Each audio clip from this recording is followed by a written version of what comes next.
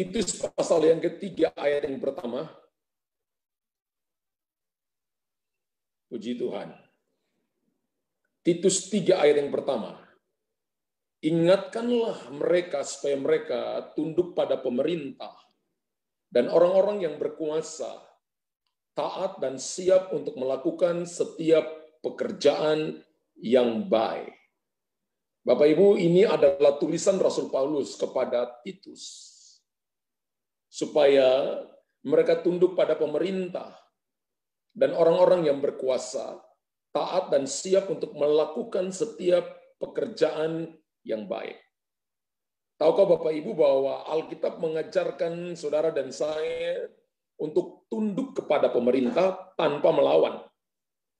Ya, sekali lagi tunduk kepada pemerintah tanpa melawan. Itu adalah iman orang Kristen. Sekali lagi, Alkitab mengajarkan kepada kita tunduk pada pemerintah, kepada orang-orang yang berkuasa tanpa melawan. Itu adalah cara saudara dan saya mendemonstrasikan iman kita. Ingat ini ya Bapak Ibu ya. Ini merupakan identitas diri daripada orang-orang percaya. Saudara dan saya tidak dipanggil untuk melawan pemerintah. Anda tidak dipanggil untuk saudara dan saya melawan para penguasa yang Tuhan taruh di atas kita. Saya coba cari kata tunduk dari bahasa Yunani, dipakai bahasa Yunani yaitu piterkeho. Ya. Piterkeho maksud saya, piterkeho. Piterkeho itu artinya mematuhi penguasa. Atau mematuhi orang yang superior di atas kita. Yang mengatur kita. Dari kata piterkeho ini, maka kita dapat ada 3 arti. Yang pertama adalah tunduk pada otoritas. Otoritas itu bisa dari keluarga, suami adalah otoritas. Kalau kita pergi ke gereja, maka gembala adalah otoritas. Kalau kita datang ke tempat pekerjaan, maka bos kita yang pegang otoritas. Kalau kita ada di dalam satu kota, maka wali kota adalah pemegang otoritas.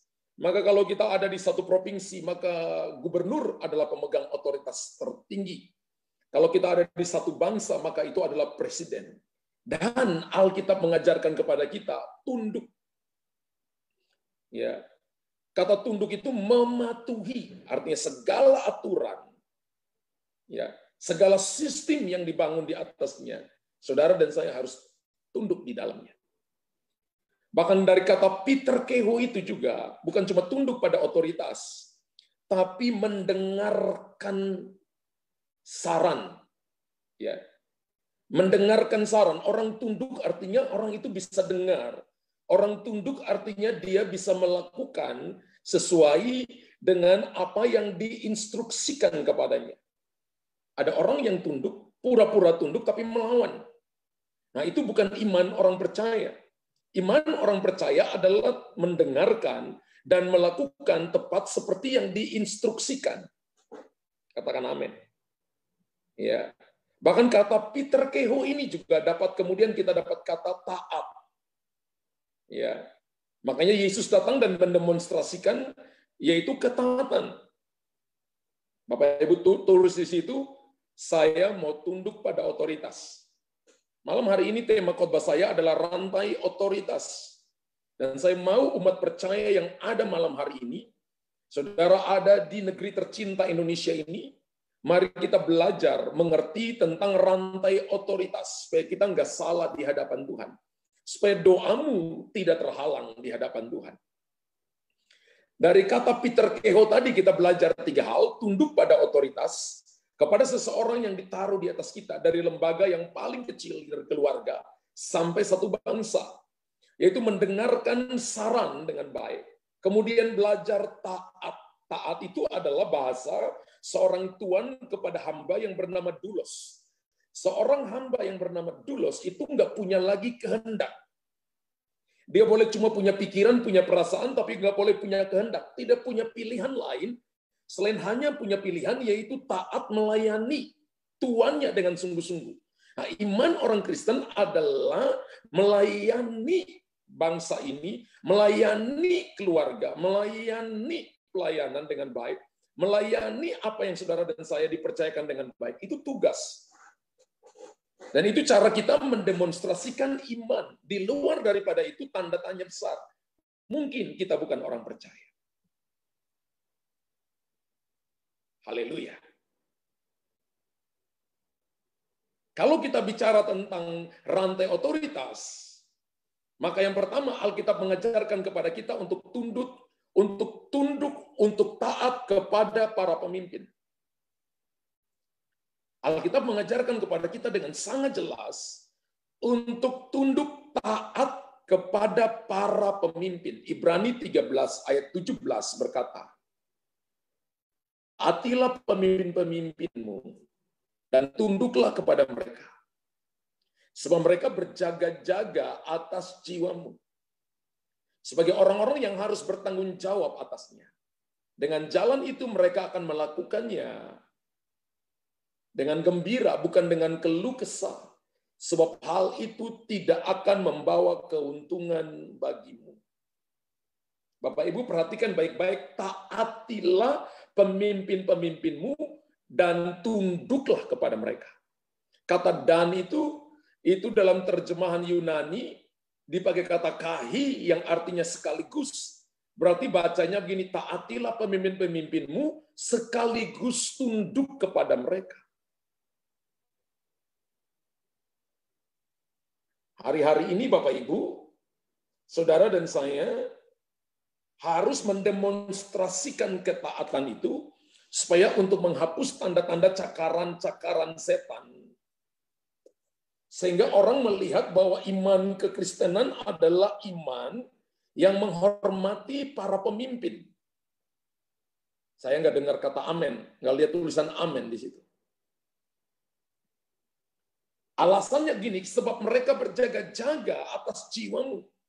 Dari Ibrani 13 ayat 17, maka kita bisa buat sebuah pertanyaan, mengapa kita perlu tunduk kepada para pemimpin? Yang pertama, karena mereka berjaga-jaga atas jiwa kita. Sekali lagi, berjaga-jaga atas jiwa kita. Jiwa itu pikiran, perasaan, kehendak. Tidak dikatakan berjaga-jaga atas nyawa, tapi berjaga-jaga atas jiwa kita, pikiran, perasaan, kehendak. Kalau Bapak Ibu mau pikiran, perasaan, dan kehendak, Bapak Ibu mau tetap bebas ibadah, Bapak Ibu mau tetap melihat damai terjadi, Bapak Ibu mau lihat tetap ada ketenangan terjadi, maka saudara dan saya harus tunduk kepada pemerintah. Karena mereka berjaga-jaga atas jiwa kita. Ini merupakan sebuah otoritas yang Tuhan percayakan kepada para pemimpin. Dari Ibrani 13 ayat 17. Yang kedua, karena mereka bertanggung jawab atas hidup kita. Jadi kalau melanggar atau tidak menghormati para pemimpin, maka Alkitab katakan bahwa pemerintah menyandang pedang untuk membalaskan kejahatan pada orang-orang yang jahat, kepada orang-orang yang tidak tunduk. Alkitab mengajarkan kita seperti itu. Makanya orang Kristen diajarkan supaya saudara dan saya tunduk kepada pemerintah karena mereka bertanggung jawab atas hidup kita. Katakan amin. Haleluya. Kemudian yang ketiga adalah dari Ibrani 13 ayat 17 dikatakan, mereka akan melakukan tugas dengan gembira tanpa sungut-sungut atas diri kita. Ada seorang hamba Tuhan berkata begini, dia mendidik beberapa anak-anak dan mereka akhirnya jadi hamba-hamba Tuhan yang besar. Dan setelah mereka besar, mereka dipakai oleh Tuhan. Kemudian mereka tidak lagi menghormati orang tua rohaninya ini. Kemudian satu saat mereka buat kesalahan dan ada yang berkata, Pak, boleh Bapak tegur mereka. Dia katakan begini, nasihatku sudah tidak lagi mereka dengarkan. Karena mereka merasa bahwa diri mereka sudah terlalu besar. Mereka merasa bahwa mereka sudah terlalu hebat. Saya beritahukan kepada saudara begini, orang hebat adalah orang yang mau dengarkan nasihat. Orang hebat adalah orang yang mau menerima koreksi dari siapapun. Enggak mudah memang. Ketika Anda jadi besar, Anda merasa bahwa Anda punya segalanya, Anda bisa segalanya, tapi orang hebat adalah mereka yang mau untuk mendengarkan nasihat, yang mau untuk dikoreksi. Karena tidak ada orang sempurna.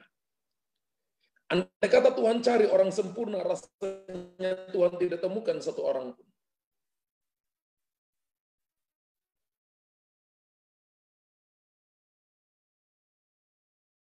Lagi Tuhan pakai orang sempurna mereka. Bapak Ibu jangan sampai membuat suamimu bersungut-sungut.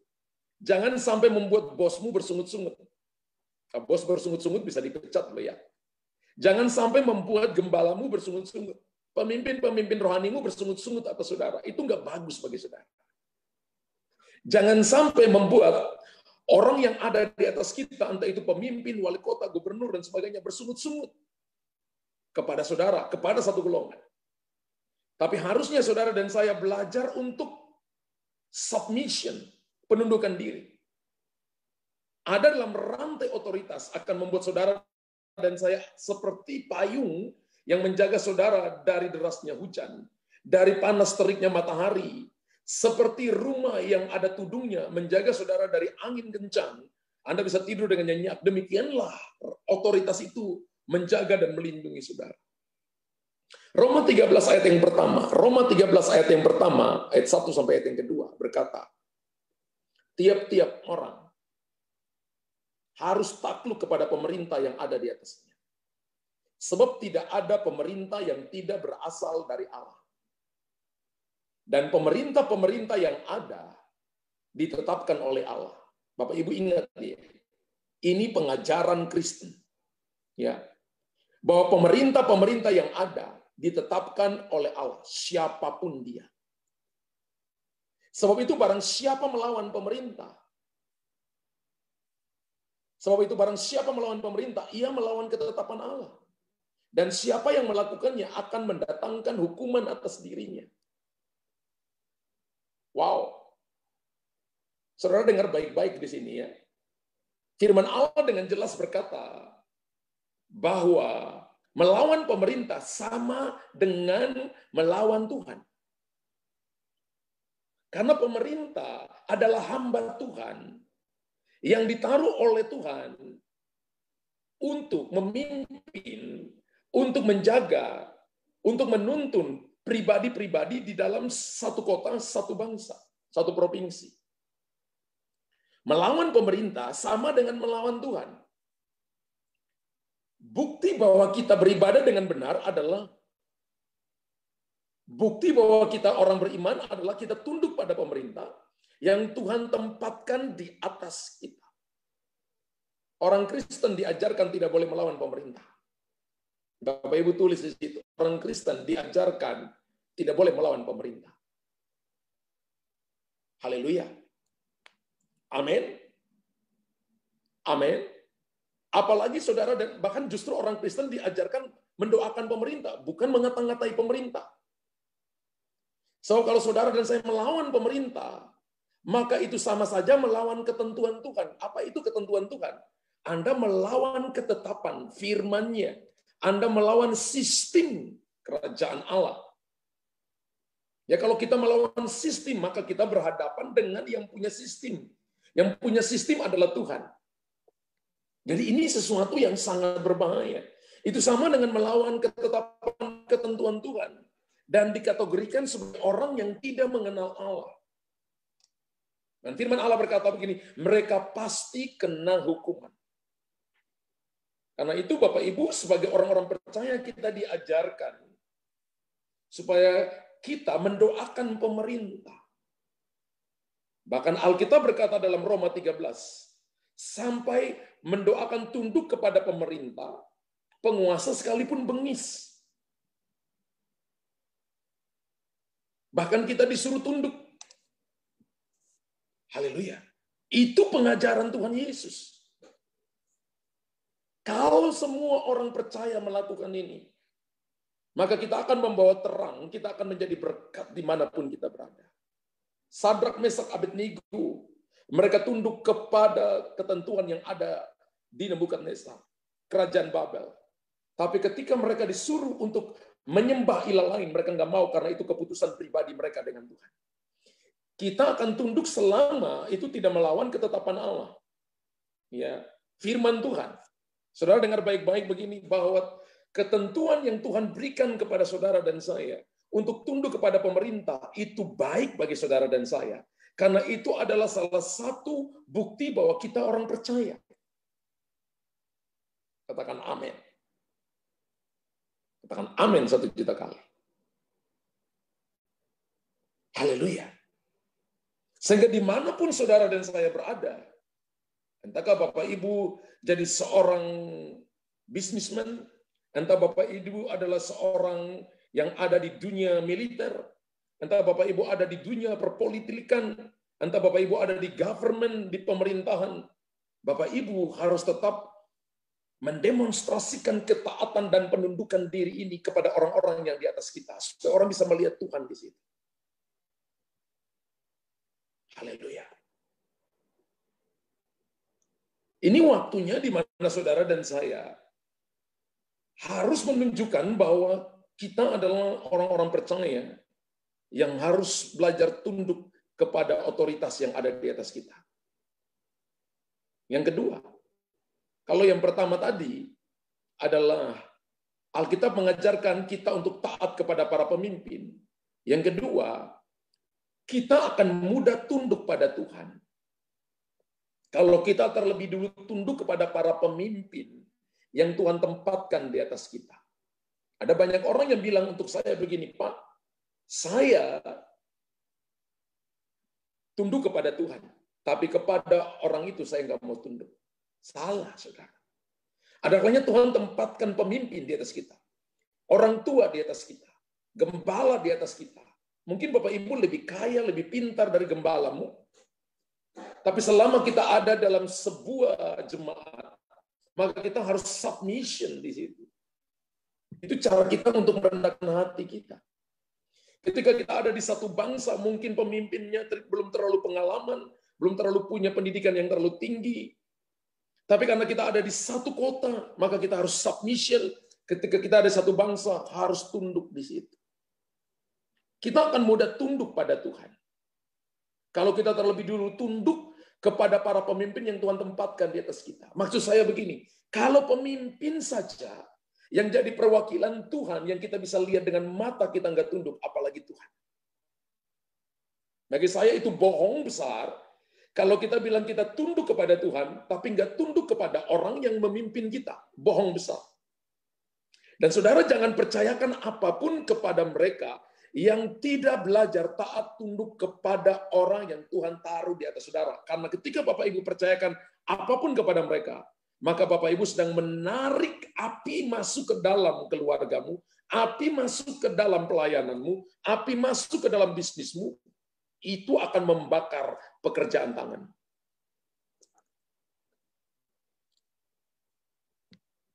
Cari orang-orang yang taat, yang tunduk. Karena mereka akan mudah diarahkan, mudah dipimpin, dan mereka akan banyak belajar ketika belajar tunduk. Orang pintar banyak, tapi orang taat jarang ada. Tahu saudara begini, orang taat, mereka akan diangkat tinggi oleh Tuhan. Ketika Yesus taat, dia diberikan nama di atas segala nama. Menurut Filipi pasal 2, ayat 5, 6, 7, 8, 9, 10, saudara lihat. Salah satu kriterianya, dia taat, baru diberikan nama di atas segala nama. Yakobus 4 ayat yang ke-7 berkata, karena itu tunduklah kepada Allah. Dan lawanlah iblis, maka ia akan lari daripadanya. Bagaimana cara kita tunduk kepada Allah? Salah satunya adalah tunduk kepada para pemimpin yang Tuhan taruh di atas kita. Supaya kita bisa menang atas iblis, maka salah satu rahasianya adalah kita harus tunduk pada Tuhan. Dan tunduk kepada para pemimpin yang ditempatkan di atas kita.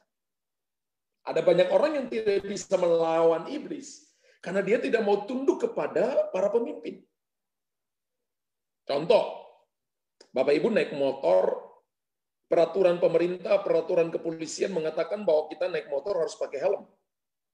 Bawa SIM. Tapi Bapak Ibu katakan kan jaraknya dekat. Ingat setiap kali kita duduk di motor, maka harus punya SIM. Ketika kita duduk di mobil, pegang setir harus punya SIM, karena itu ketentuan. Dan harus pakai seatbelt kalau itu mobil. Bukan masalah jarak dekat atau jauh, tapi masalahnya submission atau tidak. Makanya saya sering katakan naik motor tidak ada pakai helm dan pakai SIM, nggak ada urapannya. Naik mobil, saudara dan saya tidak pakai seatbelt, maaf, Anda nggak punya urapan. Karena ketentuannya, hukumnya seperti itu di Indonesia. Kalau kita bilang kita submission, maka kita harus tunduk. Tapi saudara dan saya mau mujizat. Saudara dan saya mau terobosan. Tapi untuk hal-hal kecil, Anda katakan nggak ada polisi. Nggak ada polisi, tapi ada Tuhan, kan? Kan Tuhan lihat. Dari hal-hal kecil ini, Bapak Ibu belajar. Haleluya. Supaya kita bisa menang atas iblis. Maka salah satu rahasianya adalah kita harus tunduk pada Tuhan melalui para pemimpin. Supaya kita bisa kalahkan iblis. Saya lihat ada banyak orang yang nggak bisa usir setan, justru dia diusir oleh setan. Alasan sederhananya karena dia nggak punya penundukan diri sama sekali. Tidak ada sebuah otoritas yang akan bekerja dalam saudara dan saya ketika kita tidak tunduk pada otoritas di atas kita. Ulangi, tidak akan ada otoritas yang akan bekerja dalam saudara ketika saudara tidak tunduk pada otoritas di atas saudara. Bapak Ibu boleh tulis di situ. Otoritas Tuhan tidak akan bekerja dalam saya ketika saya tidak tunduk pada otoritas di atas saya. Bapak Ibu boleh tulis. Boleh tulis itu. Dan catat ini baik-baik. Bahwa segala sesuatu, setiap pribadi, mereka yang dipakai Tuhan dengan otoritas yang luar biasa. Mereka adalah orang-orang atau pribadi yang belajar tunduk kepada otoritas di atas mereka. Sekalipun orang yang pimpin mereka tidak sepintar mereka, tapi karena itu Tuhan taruh di atas mereka, maka mereka belajar submission. Saudara lihat ada begitu banyak orang yang hancur, kena hukuman daripada iblis dan kena hukuman daripada sebuah sistem yang dibangun oleh manusia karena mereka tidak tunduk kepada otoritas yang ada di atas mereka. Yes. Yes, yes. Haleluya. Kalau Bapak Ibu mau saudara dan saya punya otoritas, maka belajar tunduk kepada otoritas. Itu sudah sistem, itu sudah sistem. Tuhan Yesus ketika dia di bumi, maka dia sangat submission kepada Bapaknya. Karena dia mengambil rupa seorang manusia, dia sangat bergantung dengan Bapaknya. Yesus berkata, aku tidak dapat melakukan apapun dari diriku sendiri. Semua yang aku lakukan, karena aku melihat Bapa melakukannya. Dan dia tunduk kepada kedaulatan Bapaknya. Makanya kenapa kehidupan orang Kristen sering kalah, sering jatuh bangun, hancur, penuh dengan berbagai masalah, dengan persoalan. Betul ada masalah yang Tuhan izinkan datang, tapi ada masalah yang Anda buat sendiri. Salah satu yang Anda buat adalah tidak tunduk kepada otoritas. Coba selidiki. Mungkin suamimu kurang pintar, tidak pintar kerja, cari duit. Tapi tetap itu suami Anda, maka dia adalah kepala keluarga. Haleluya. Ada kesaksian hamba Tuhan yang mau coba diatur oleh orang yang punya duit. Ketika dia masuk dalam sebuah gereja, maka dia mencoba diatur oleh orang yang punya duit. Hamba Tuhan ini bukan gembala. Ya. Untuk diatur, untuk apa? Tujuannya melawan gembalanya. Karena saya di dunia pelayanan, maka saya cerita kesaksian hamba Tuhan ini. Tapi apa yang dia katakan begini, saya memilih untuk tetap menghormati gembala saya. Sekalipun yang saya lihat mungkin ada keputusan-keputusan yang salah. Dan dia berkata, saya berdiri seperti jadi bemper kepada dia. Sehingga akhirnya orang yang tadinya itu yang akan memperalat saya untuk melawan gembala, lama-lama dia jadi benci kepada hamba Tuhan ini. Karena ternyata tidak dapat disetir. Nah, hamba Tuhan ini juga belajar untuk submission kepada gembalanya. Saya pikir ini sebuah pelajaran yang sangat bagus kepada kita. Haleluya. Tapi ada juga anak-anak Tuhan yang mereka ketika mereka memberi, mereka nggak mau kelihatan sama sekali. Mereka nggak mau ngatur gereja karena mereka mengerti tentang rantai otoritas. Karena mereka memberi, karena mereka tahu bahwa apa yang mereka terima datang daripada Tuhan. Tapi ada yang seperti tadi yang saya saksikan itu. 1 Petrus 2 ayat 13 berkata, tunduklah karena Allah kepada semua lembaga manusia. Wow. Baik kepada raja sebagai pemegang kekuasaan yang tertinggi. 1 Petrus 2 ayat 13. Tunduklah karena Allah kepada semua lembaga manusia. Baik kepada raja sebagai pemegang kekuasaan yang tertinggi. Ayat 14.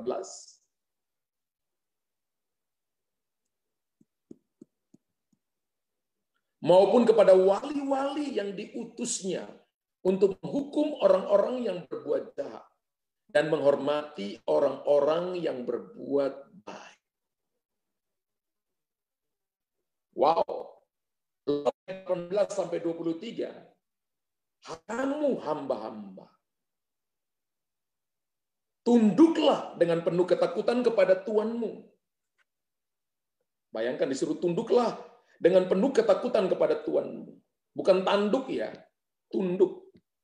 Bukan saja kepada yang baik dan peramah, tetapi juga kepada yang bengis. Tolong ditunjukkan. 1 Petrus 2, 18, 23. Tapi juga kepada yang bengis.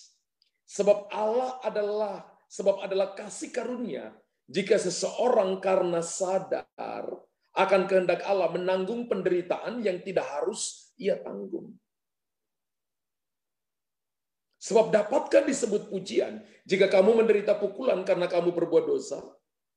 Tapi jika kamu berbuat baik, karena itu kamu harus menderita, maka itu adalah kasih karunia pada Allah. Sebab untuk itulah kamu dipanggil, karena Kristus pun telah menderita untuk kamu, dan telah meninggalkan teladan bagimu, supaya kamu mengikuti jejaknya. Ia tidak berbuat dosa, dan tipu tidak ada dalam mulutnya. Ketika ia dicaci maki, ia tidak membalas dengan caci maki. Ketika ia menderita, ia tidak mengancam, tapi ia menyerahkannya kepada Dia yang menghakimi dengan adil. Wow. Saya beritahu, ini kekristenan. Kekristenan bukan show. Kekristenan adalah membawa sifat Tuhan ini kepada dunia yang rusak ini. Bahkan sampai Petrus ajarkan begini, tunduk bahkan sampai kepada yang bengis. Petrus ada pada masa pemerintahan kerajaan Romawi. Dan mungkin dia lihat, karena kerajaan Romawi pada waktu itu tidak mengenal Allah yang disembah oleh Petrus, yaitu Tuhan Yesus. Dan dia lihat bahwa sangat bengis. Dan dia katakan begini, tunduk kepada semua lembaga manusia. Bapak Ibu coba periksa. Hari ini mungkin Anda sakit. Hari ini mungkin Anda alami masalah. Persoalan di dalam bisnis pekerjaan. Persoalan dalam keluarga. Karena mungkin pernah kita nggak tunduk kepada otoritas. Kalau tidak diselesaikan, itu akan turun terus. Karena Bapak Ibu tidak melawan otoritas manusia itu. Bapak Ibu melawan Tuhan sendiri. Melawan sistem ketentuan Allah sendiri. Coba periksa. Karena itu akan menjadi kutuk karena melawan otoritas. Ada. Kalau tidak diselesaikan, terbawa terus ke bawah. Alkitab katakan jika seorang karena sadar akan kehendak Allah, menanggung penderitaan yang tidak harus ia tanggung. Berarti ada penderitaan yang dia tanggung karena kesalahannya. Tapi kalau Bapak Ibu tanggung penderitaan bukan karena Bapak Ibu buat salah, maka Alkitab katakan itu adalah kasih karunia.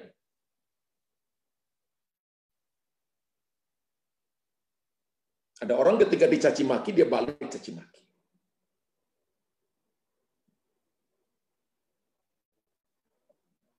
Haleluya. Ketika dipukul, dia balik untuk tonjok dan pukul dan orangnya KO.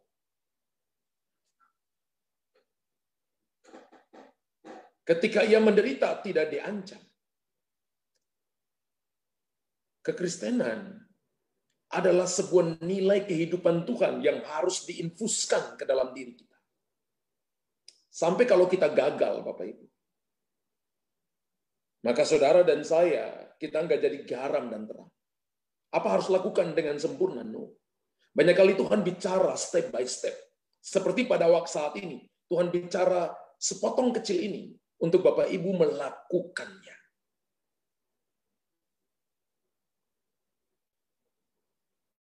Kenapa? Penundukan diri. Kenapa kita belajar penundukan diri? Kenapa kita perlu belajar rantai otoritas? Penundukan diri adalah salah satu cara untuk kita belajar rendah hati di hadapan Tuhan. Haleluya. Amin. Ada seorang hamba Tuhan ketika dia merintis jemaat bersama dengan seniornya. Ketika dia ada di kota itu, maka mereka selalu mencari-cari kesalahan daripada seniornya, makan dia sendiri.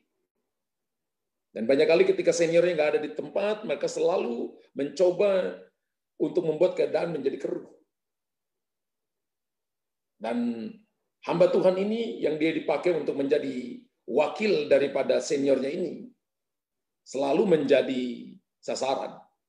Apa yang terjadi?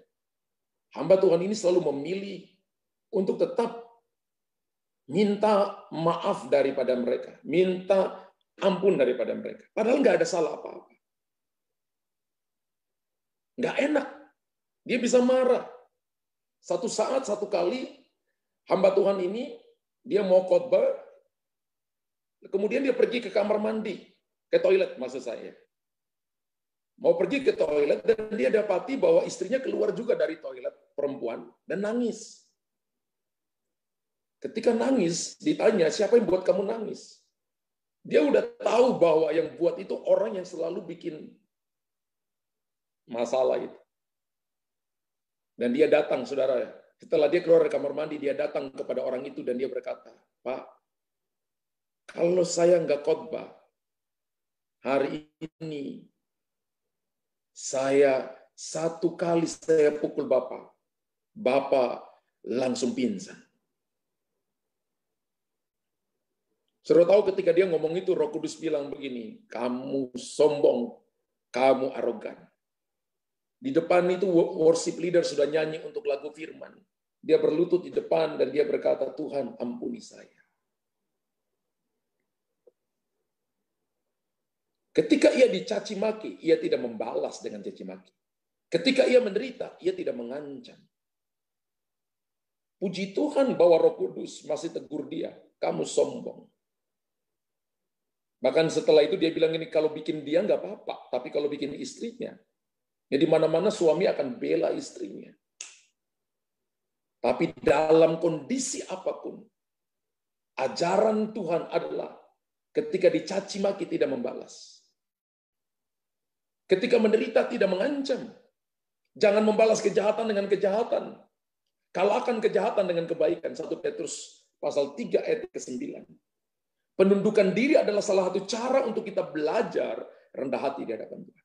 Ada kalanya perjalanan-perjalanan saudara dalam kehidupan, dalam pekerjaan, dalam pelayanan, dalam keluarga, itu adalah cara Tuhan untuk kita bisa nolong orang lain satu saat nanti ketika mereka mengalami masalah. Mungkin dengan cara yang berbeda, tapi intinya sama, yaitu saudara dan saya belajar untuk tunduk kepada otoritas. Untuk tidak membalas. Haleluya. Maka hal yang kedua yang kita belajar di sini adalah kita akan mudah tunduk pada Tuhan. Kalau kita terlebih dulu tunduk kepada para pemimpin yang Tuhan tempatkan di atas kita. Hari ini saya nggak mau dengar Bapak Ibu minta didoakan tapi masih sakit hati dengan suami. Anak-anak minta didoakan tapi masih sakit hati dengan orang tua. Masih sakit hati dengan bos di kantor. Ya. Masih tulis-tulis di status-status di media sosial untuk mengata-ngatai pemerintah.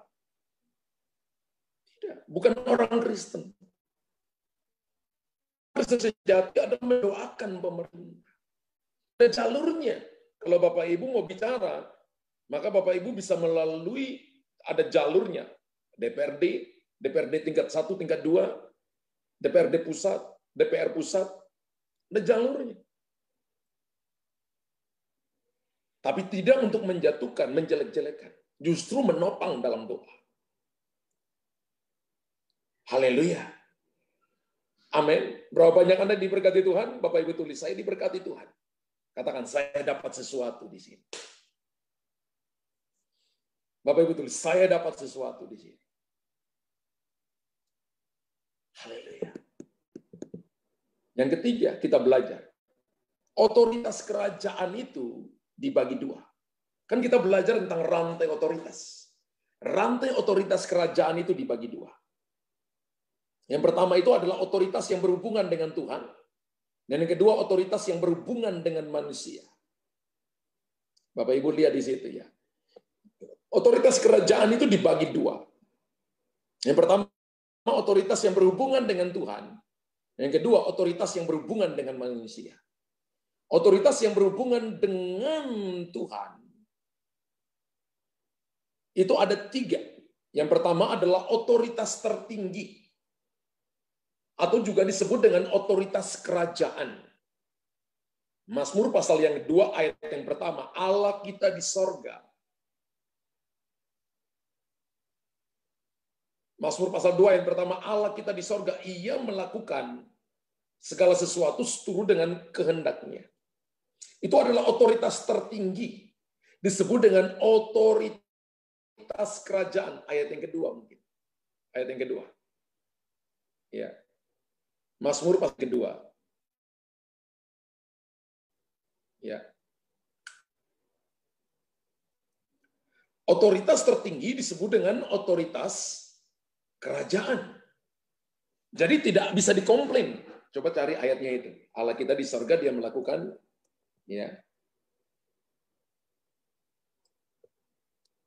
melakukan apa yang dikehendakinya. Dan Alkitab berkata begini, nggak ada yang bisa komplain. Kenapa Tuhan buat ini? Kenapa ini terjadi? Misalnya orang meninggal. Kenapa nih? Itu Bapak Ibu rahasia, itu otoritas tertinggi. Makanya ilmu teologi dan logos, ya, logik, logika, ilmu yang mempelajari tentang Tuhan nggak mungkin, saudara. Allah itu begitu besar, Tuhan itu begitu besar. Apakah ada ilmu yang bisa pelajari Tuhan? Kita hanya tinggal di satu bima sakti, ya. Ada begitu banyak hal yang ada di luar sana yang manusia belum tahu. Otoritas tertinggi, ya Allah kita di sorga. Mazmur 115 ayat 3. Allah kita di sorga, ia melakukan apa yang dikehendakinya. Ini yang saya sebut suka-sukanya Tuhan. Nggak bisa dikomplain. Bapak Ibu bisa tanya, kenapa ini terjadi? Kenapa ini terjadi? Bapak Ibu nggak punya alasan, Tuhan punya alasan. Otoritas tertinggi, otoritas kerajaan. Kalau bicara otoritas kerajaan, setiap perkataan Tuhan itu hukum. Kalau kita ada dalam sebuah sistem yang namanya kerajaan, berbeda dengan republik ya, sistemnya demokrasi. Suaranya ada pada rakyat, suara terbanyak. Ya. Tapi kalau sistem kerajaan, maka perkataan raja itu jadi hukum. Otoritas yang berhubungan dengan Tuhan adalah otoritas firman Tuhan. Apa yang Bapak Ibu dengar hari ini, itu otoritas, penuh kuasa. Nggak bisa dikomplain. Amin. Otoritas firman Tuhan. Jadi ketika Bapak Ibu dengar firman, Bapak Ibu amenkan firman. Makanya kalau kita ikut Zoom ini, jangan masuk karena mau doa, baru masuk, baru gabung. Ya. Masuk itu lagi ada praise and worship, sehingga Bapak Ibu alami Tuhan, karena Allah bertakhta di atas puji-pujian umatnya. Ya. Jangan mau karena kita mau dapat sesuatu dari Tuhan. Tapi saudara mau untuk Anda dilawat oleh firman Tuhan. Itu hasilnya tuh abadi gitu ya. Otoritas firman Tuhan artinya kita rindu. Dalam 1 Samuel pasal 2 ayat 31, firman Allah berkata, kalau kamu meremehkan firman Tuhan, kamu mati. Barang siapa menghormati aku dihormati, barang siapa meremehkan firman mati. Itu otoritas firman Tuhan. Bahkan firman Tuhan menciptakan yang tidak ada menjadi ada. Roma pasal 4 ayat 17 yang sering Bapak dengarkan saya khotbah dan selalu memakai ayat itu. Itu otoritas firman Tuhan. Dari Kejadian sampai Wahyu, itu adalah otoritas dan firman Tuhan adalah Allah sendiri. Ya. Firman Tuhan adalah Allah sendiri. Ada orang yang kalau baca kitab Imamat, persembahan ini, persembahan ini, persembahan itu, persembahan ini, orang baca orang ngantuk. Tapi pelayan ngusir setan. Saya pernah praktekkan. Ketika orang kesurupan, saya baca itu anak ini punya anak, namanya ini punya anak. Orang yang terikat dengan kuasa roh jahat itu langsung teriak. Dia tutup telinga dan dia katakan, berhenti, berhenti, panas, panas, panas. Iya, saya keluar. Roh jahatnya minta keluar. Lalu dia keluar dengan teriakan yang melengking. Otoritas firman Allah. Jadi kalau Bapak Ibu dengar firman ketiduran, keterlaluan. Haleluya. Firman Tuhan itu membangun, menciptakan yang tidak ada menjadi ada. Langit dan bumi diciptakan oleh cuma perkataan firman. Otoritas yang berhubungan dengan hati nurani. Kamu salah ya? Oh enggak. Kamu tidak. Kamu berbohong? Tidak. Tapi ketika Bapak Ibu pulang di dalam mobil, ketika dalam kamar, hati nurani saudara, kamu bohong, bohong, bohong, bohong, bohong, bohong. Karena langsung terkoneksi dengan Tuhan, berhubungan dengan Tuhan.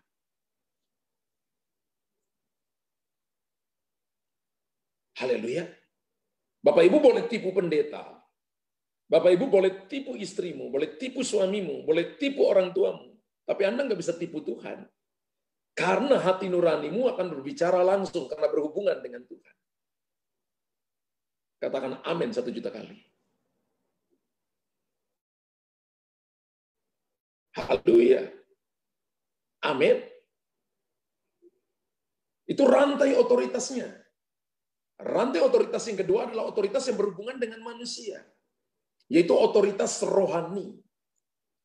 Otoritas rohani ini mulai dari presiden, gubernur, seperti tadi saya katakan bupati, wali kota. Mulai dari bosmu di kantor, gembalamu di gerejamu, termasuk gembala yang ada di ibadah Zoom. Ya. Termasuk orang suamimu, papamu, orang tuamu, itu adalah otoritas rohani yang Tuhan taruh di atas kita.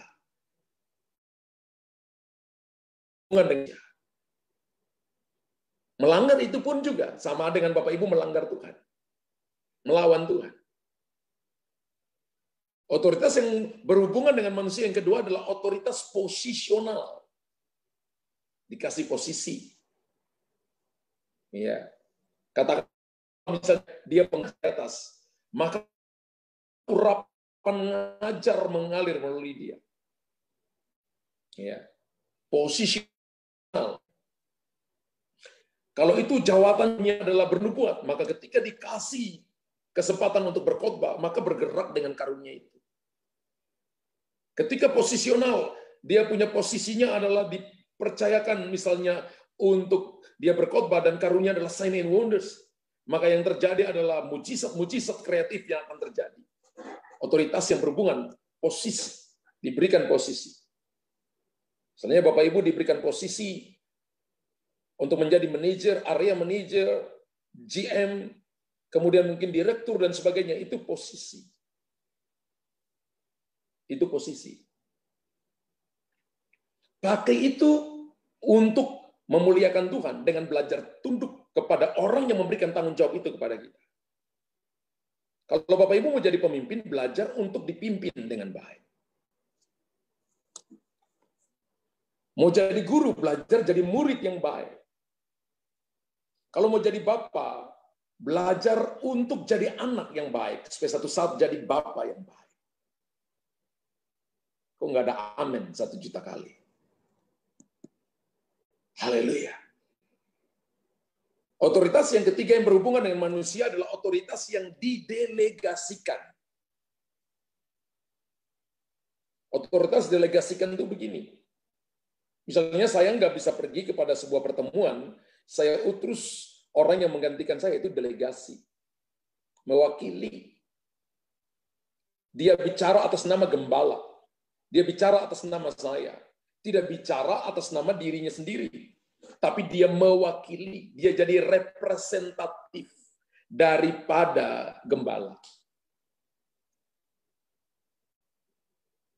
Itu delegasi, mendelegasikan tugas. Kita ada di kantor, lalu kita didelegasikan tugas. Ini kamu buat administrasi, buat dengan baik. Tapi tidak melakukan dengan baik. Karena berhubungan dengan manusia, maka dicap bahwa orang ini tidak tunduk, tidak bisa kerja. Bapak Ibu lihat seorang yang didelegasikan otoritas yang didelegasikan Daniel, didelegasikan tanggung jawab sama Raja Darius. Kemudian teman-temannya membenci dia, cari kesalahan. Nggak ada kesalahan sama sekali. Kenapa? Karena dia melakukan dengan sangat excellent. Bahkan dia punya roh yang luar biasa, itu diterjemahkan dengan spirit of excellent. Dia melakukan dengan sempurna, dengan sungguh-sungguh. Makanya Rasul Paulus menulis dalam Kolose 3 ayat 23. Ya, lakukanlah segala sesuatu seperti untuk Tuhan dan bukan untuk manusia. Kalau otoritas yang didelegasikan artinya ini, orang tidak lihat nih. Banyak kali orang kalau ada bos baru dia kerja sungguh-sungguh, ada yang awasi baru kerja sungguh-sungguh, maka dia main-main. Nah, orang ini tidak akan pernah naik pada level-level yang tinggi. Karena secara rantai otoritas, dia tidak terkoneksi. Kalau Bapak Ibu mau jadi besar, maka belajar untuk menerima tanggung jawab menyelesaikannya sampai tuntas. Karena bagi saya definisi dewasa itu bukan masalah rambutnya putih. Menjadi tua itu pasti, menjadi dewasa adalah sebuah pilihan. Amin. Bahkan definisi dewasa menurut saya adalah menerima tanggung jawab, menyelesaikannya sampai tuntas, itu namanya dewasa. Bapak Ibu jangan percayakan kepada seseorang yang ketika tanggung jawabnya diberikan tidak pernah selesai. Bapak Ibu akan capek di hati. Bapak Ibu akan capek hati. Cari orang yang bisa Bapak Ibu delegasikan, yang bisa mewakili Bapak Ibu, bisa membawa nilai diri Bapak Ibu dan nilai pelayanan, nilai bisnismu, nilai kerjamu, bahkan itu kota, bangsa, dan sebagainya. Indonesia, Bapak Presiden akan menunjukkan duta besar yang mewakili negara ke bangsa-bangsa. Dan mewakili, dia membawa jati diri bangsa. Dia tidak bicara dari dirinya sendiri, tapi dia bicara atas nama bangsa. Kita ditempatkan Tuhan di muka bumi ini untuk menjadi representatif perwakilan daripada kerajaan sorga.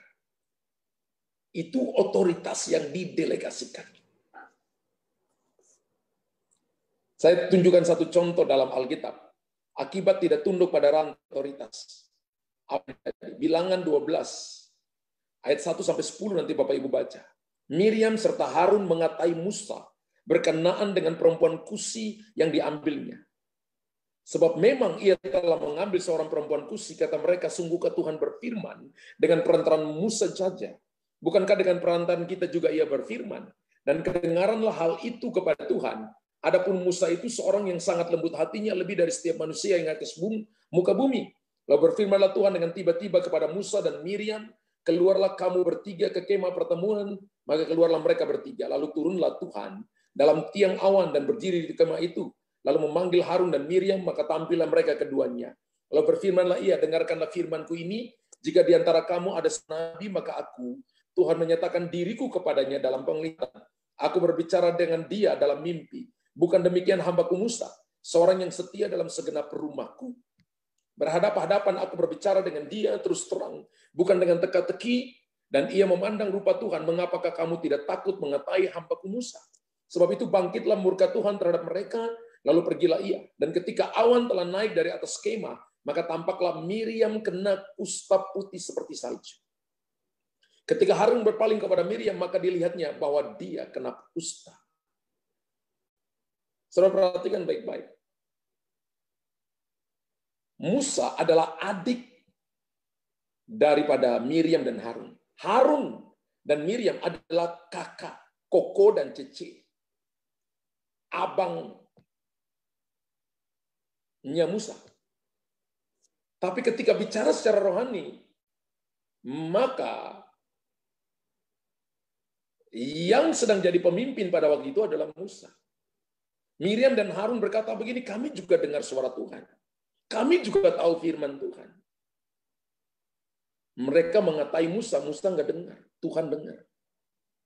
Ketika Anda berurusan dengan otoritas rohani di atas saudara, yang berhubungan dengan Tuhan langsung, berhubungan dengan manusia, Tuhan dengar.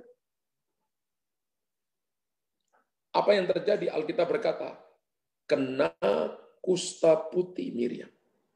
Kenapa Harun tidak kenal kusta putih? Karena dia lagi pakai jubah imam. Nanti kalau kita baca ketika dia lepas jubah imamnya, hari itu juga mati. Kalau Bapak Ibu lagi pelayanan, jangan lari dari pelayanan.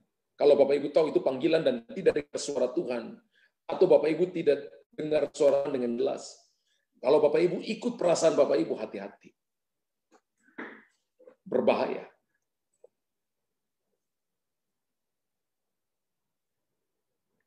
Karena panggilan Tuhan itu selalu ada ikatannya, covenant-nya. Kalau Anda tinggalkan pelayanan tanpa selesaikan dengan baik, lebih baik selesaikan dengan cepat. Miriam dan Harun mengatai Musa. Musa salah, yes. Dia ambil perempuan Mesir, bahkan tidak boleh Alkitab larang. Dia salah, tapi ketika dikata-katai, Tuhan, apa kompromi? Apa setuju dengan perbuatan Musa? Tidak. Yang Tuhan bela apa? Otoritas yang ada dalam Musa.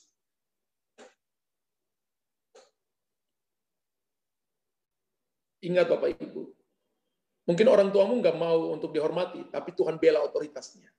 Mungkin gembalamu nggak mau dihormati, tapi Tuhan bela otoritasnya di situ.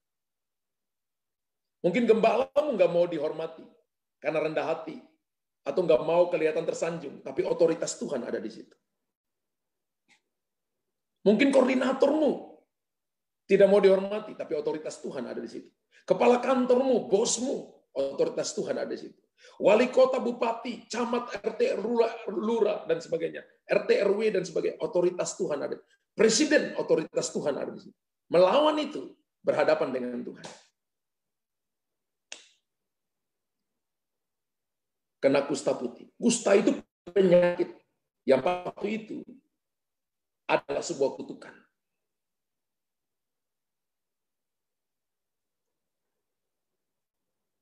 Musa harus sujud menyembah kepada Tuhan dan minta ampun.